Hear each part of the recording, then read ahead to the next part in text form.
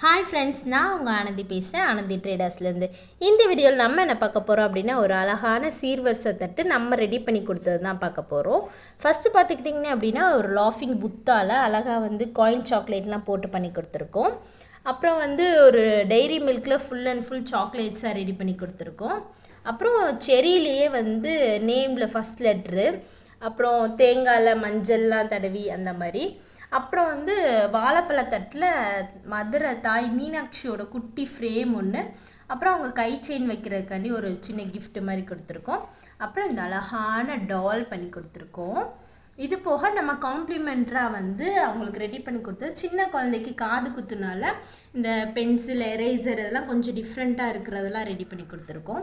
So இந்த full set காம்போவுமே நம்ம 3500க்கு ready பண்ணி கொடுத்துட்ருக்கோம்.